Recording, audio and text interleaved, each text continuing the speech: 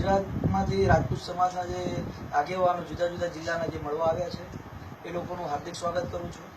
ગુજરાતની અંદર જે અનામત આંદોલન ચાલી રહ્યું છે એનાથી સ્વાભાવિક છે કે તમામ સવર્ણ વર્ગના યુવાનોને અને પરિવારોને ફાયદો થવાનો છે। આજરોજ જે રાજપૂત સમાજના યુવાનો જે મળવા આવ્યા છે એમને બી હું આહવાન કરું છું કે આ સવર્ણ સમાજના આંદોલનમાં સહયોગ આપે।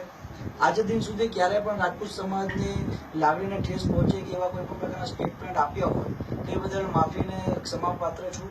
અને મહત્વની વાત કે જે કેસરિયા બાબતે જે ચર્ચા વિચારણા થઈ તો મેં પહેલા પણ કહ્યું હતું કે કેસરિયા એ બીજેપીની જાગીર નથી। એટલે મેં જે પણ કોઈ કેસરિયા બાબતે સ્ટેટમેન્ટ આપ્યું બીજેપીને લઈને આપ્યું હતું।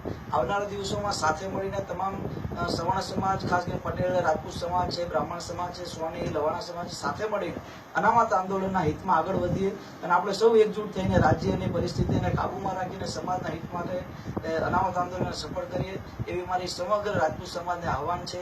આપ સૌનો ખૂબ ખૂબ આભાર માનું છું કે આપ સૌ લોકો અહીંયા આવ્યા અને એક મિત્રતાના નાતે સૌ એકજૂટ થવાના જે સંકલ્પ કરે એ બદલ આપ સૌનો આભાર, ધન્યવાદ। જય રાજપૂતાના, જય સરદાર।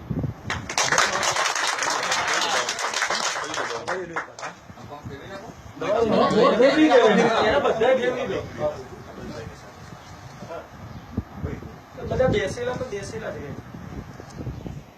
હા, તમારો લઈ લેજો બાબુ પેલો ખાસ લેજો